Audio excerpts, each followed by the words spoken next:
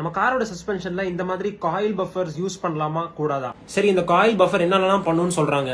Reduce vehicle jumps, stable cornering, increase suspension life, reduce braking distance, reduce noise, reduce shake and vibration, reduce body roll. சரி, இப்போ இந்த ப்ராடக்ட்டை நம்ம use பண்ணலாமா கூடாதா அப்படின்னு தெரிஞ்சுக்கிறதுக்கு முன்னாடி சஸ்பென்ஷன் ரிலேட்டடா சில டேர்ம்ஸை நம்ம தெரிஞ்சுக்கணும். நம்ம யூஸ் பண்ற கார் சஸ்பென்ஷன்ல ரெண்டு விஷயங்கள் இருக்கும். ஒன்னு இந்த மாதிரி ஒரு ஸ்ப்ரிங் இருக்கும், அதுக்கு பக்கத்துல ஒரு டியூப் மாதிரி ஒன்னு இருக்கும், அதுக்கு பேரு டேம்பர்னு சொல்லுவாங்க. இந்த ஸ்ப்ரிங்கும் டேம்பரும் இல்லாத ஒரு கார் ஒரு ரஃப்பான ரோட்ல போகும்போது அதனால வர வைப்ரேஷன்ஸ் எல்லாம் இந்த காருக்கு உள்ளதான் டிரான்ஸ்பர் ஆகும். உள்ள போறவங்களுக்கு அன்கம்ஃபர்டபுளா இருக்கும். அண்ட் ஆல்சோ ஒவ்வொரு வாட்டி ஒரு பம்ப்ல இருந்து அந்த கார் கீழே இறங்கும் போது கிராவிட்டினால தான் அந்த வீல்ஸ் கிரவுண்ட டச் பண்ணுமே தவிர கார்ல இருந்து எதுவும் வீல்ஸ கிரவுண்டுக்கு புஷ் பண்ணாது. கிராவிட்டின்னு ஒண்ணு இல்லைன்னா பம்ப்ல ஏறின கார் ஏர்லயே தான் இருக்குமே தவிர கீழே வரவே வராது. சோ ஒரு காரோட வீல்ஸ கிரவுண்டோட எப்பயுமே கான்டாக்ட்ல வச்சுக்கிறதுக்கும் ரஃப்பான ரோட்ஸ்ல டிராவல் பண்றப்போ அந்த வைப்ரேஷன்ஸ் எல்லாம் உள்ள டிரான்ஸ்பர் ஆகக்கூடாது, அதெல்லாம் ரெடியூஸ் பண்ணணுங்கிறதுக்காக யூஸ் பண்ற ஒரு விஷயம் தான் இந்த காயில் ஸ்ப்ரிங். இந்த ஸ்ப்ரிங் கம்ப்ரஸ் ஆகிறதுக்கு பேரு கம்ப்ரஷன், இப்படி ரிலீஸ் ஆகிறதுக்கு பேரு ரீபவுண்ட். சோ ஒரு ஸ்ப்ரிங் கம்ப்ரஸ் ஆயிட்டு ரிலீஸ் ஆகும் போதும்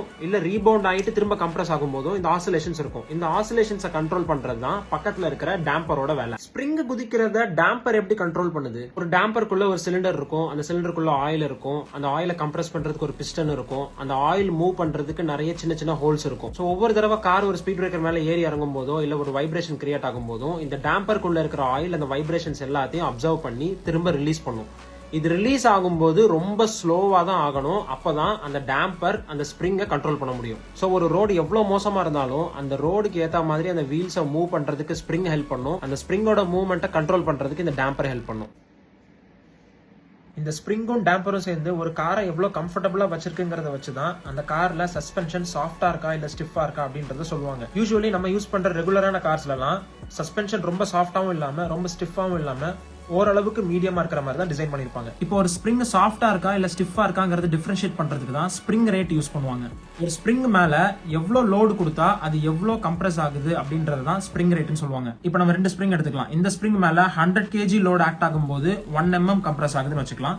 இந்த ஸ்ப்ரிங் மேல 200 kg லோடு ஆக்ட் ஆகும்போது மட்டும்தான் 1 mm கம்மியாகும். சோ இதோட spring rate 100 kg per mm சாஃப்டான ஸ்ப்ரிங், இதோட spring rate 200 kg per mm ஸ்டிஃபான ஸ்ப்ரிங். ஸ்ப்ரிங் ரேட் கம்மியா இருக்கிற ஸ்ப்ரிங் எப்பயுமே சாஃப்டா தான் இருக்கும், ஸ்ப்ரிங் ரேட் ஜாஸ்தியா இருக்கிற ஸ்ப்ரிங் எப்பயுமே ஸ்டிஃபா தான் இருக்கும். ஸ்ப்ரிங்ல எப்படி ஸ்ப்ரிங் ரேட்டை வச்சு சாஃப்ட் அண்ட் ஸ்டிஃப்னு டிஃபரன்ஷியேட் பண்றாங்களோ அதே மாதிரி டேம்பர்ல உள்ள யூஸ் பண்ற ஆயிலோட விஸ்காசிட்டி, உள்ள இருக்கிற வால்வ்ஸோட டயமீட்டர் இதெல்லாம் வச்சு அந்த டேம்பர் சாஃப்டா இருக்குமா இல்ல ஸ்டிஃபா இருக்குமாங்கிறதையும் டிஃபரன்ஷியேட் பண்ணலாம். இந்த பிரீமியம் கார்ஸ்லாம் கம்ஃபர்ட், ஸ்போர்ட், ஸ்போர்ட் பிளஸ்னு ரைடிங் மோட்ஸ் மாத்தும் போது டிரைவிங் கம்ஃபர்ட்டும் மாறும். இது மாறுறதுக்கு காரணம் இந்த டேம்பர்ஸ்ல இருக்கிற ஆயிலோட மூவ்மெண்ட் மாறறனால தான். ஒரு சாஃப்டான ஸ்ப்ரிங் கூட ஒரு சாஃப்டான டேம்பர் யூஸ் பண்ணும்போது ரைடு பயங்கர கம்ஃபர்டபுளா பவுன்சியா இருக்கும் அண்ட் வைஸ் வெர்சா. ஆனா என்னோட சஸ்பென்ஷன் எனக்கு வேணுங்கிறப்ப சாஃப்டா இருக்கணும், எனக்கு வேணுங்கிறப்ப ஸ்டிஃபா மாறணும்னா should go for after market suspension kits. இப்போ சாஃப்டான ஸ்ப்ரிங்குக்கு ஸ்ப்ரிங் ரேட் கம்மியா இருக்கும், ஸ்டிஃபான ஸ்ப்ரிங்குக்கு ஸ்ப்ரிங் ரேட் ஜாஸ்தியா இருக்கும். ரெண்டு எக்ஸ்ட்ரீம். இந்த ரெண்டுத்துக்கும் நடுவுல ஏதாவது பண்ணி இந்த ஸ்டிஃப்னஸ் அட்ஜஸ்ட் பண்ண முடியும்னா it is preload. For example இது ஒரு ஸ்ப்ரிங், இந்த ஸ்ப்ரிங்கோட லென்த் 300 mm,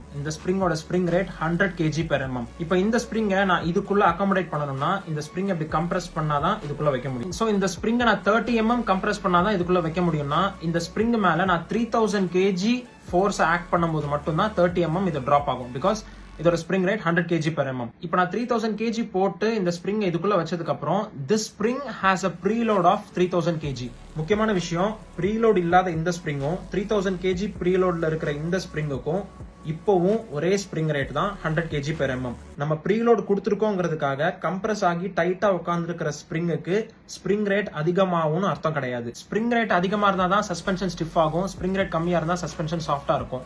ப்ரீலோட் கொடுக்கறனால ஸ்ப்ரிங் ரேட்டும் மாறாது. Then what is the purpose of preload? இந்த இடத்துல இருந்த ஸ்ப்ரிங்குக்கு ப்ரீலோட் 0, இந்த இடத்துல இருக்கிற ஸ்ப்ரிங்குக்கு ப்ரீலோட் 3000. இந்த ஸ்ப்ரிங்கை நான் மூவ் பண்றதுக்கு 100 kg கொடுக்க ஆரம்பிச்சாலே இது கொஞ்சம் கொஞ்சமா கம்ப்ரஸ் ஆகும். ஆனா இந்த ஸ்ப்ரிங்கை நான் மூவ் பண்றதுக்கு 3000 kgக்கு மேல ஃபோர்ஸ் கொடுக்கும்போது மட்டும்தான் இது மூவே ஆக ஆரம்பிக்கும். பிகாஸ் இதுல ஆல்ரெடி ஒரு 3000 kg ஃபோர்ஸ் இந்த பக்கம் ஆக்ட் ஆயிட்டு இருக்கு. சோ இந்த இடத்துல 3000 kgக்கு மேல ஃபோர்ஸ் கொடுக்கும்போது மட்டும்தான் இந்த ஸ்ப்ரிங் மூவ் ஆகவே ஆரம்பிக்கும். which makes you feel like the car is having a stiff suspension. இது அல்டிமேட்லி எப்படி ரிசல்ட் ஆகும்னா நம்ம ஸ்லோவா ஒரு ஸ்பீட் பிரேக்கர்ல ஏறும்போது கம்மியான ஃபோர்ஸ் ஆக்ட் ஆகும், ஸ்ப்ரிங்கும் மெதுவா கம்ப்ரஸ் ஆகும். ஆனா ப்ரீலோட் வச்சதுக்கு அப்புறம் அதே ஸ்பீட் பிரேக்கர்ல ஏத்தும் போது அந்த ப்ரீலோடட் ஸ்ப்ரிங்கை கம்ப்ரஸ் பண்ற அளவுக்கு ஃபோர்ஸ் இந்த ஸ்பீட் பிரேக்கர்ல இருந்து இல்லாதனால ஸ்ப்ரிங் மூவ் ஆகாம அப்படியே இருக்கும், ஸ்டிஃபா இருக்கிற மாதிரி இருக்கும். But it literally does not make your suspension stiff.